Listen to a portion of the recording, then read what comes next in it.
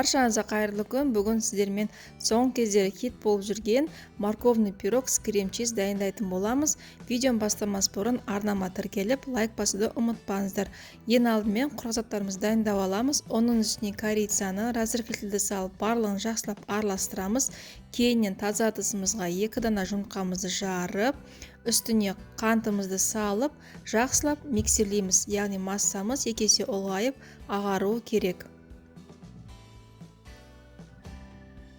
Массамыз 2 есе ұлғайғаннан кейін үстіне сұйық майымызды құямыз. Ұнымыздың барлығын салып, лопатканың көмегімен жақсылап жоғарыдан төмен қарай араластырамыз.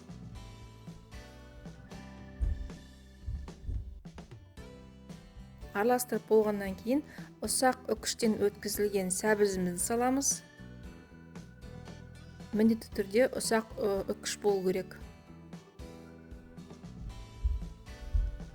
Барлығын жақсылап араластырамыз. Араластырып болғаннан кейін ұсақтап тұрылған грек жаңғағын саламыз. Тағы да жақсылап араластырамыз. Қамырымыз дайын, енді салмасына кірісеміз. Ол үшін бізге творожный сырдың үстіне қантты, 1 дана жұмыртқаны, 1 ас қасық кукуруз крахмалын және 1 ас қасық қаймақты салып, жақсылап миксерлейміз. Миксерлеп болғаннан кейін менде мұнда 24 диаметрлік противень, соған қамырымыздың тең жартысын салып, жақсылап жайып шығамыз, шетін барлығын жайып шығамыз. Енді жайып болғаннан кейін салмамыздың барлығын үстіне саламыз. Салмамыз біркелкі болу үшін қасықтың көмегімен жан-жаққа қарай жаямыз.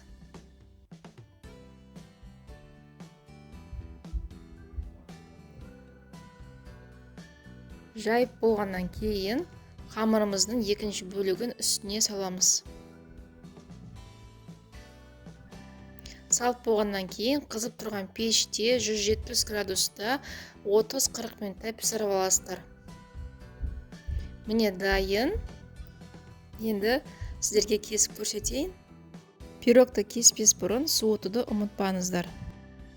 Сондай-ақ достар, егер де сіздер менің арнама тіркелмеген болсаңыздар, арнама тіркеліп, қоңыраушаны басып қойыңыздар. Сол кезде арнамда жаңа шыққан видеоларды сіздер ең бірінші болып көретін боласыздар.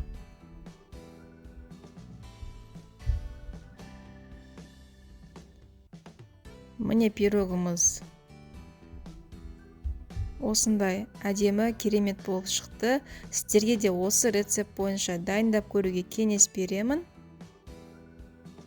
Астарыңыз дәмді болсын.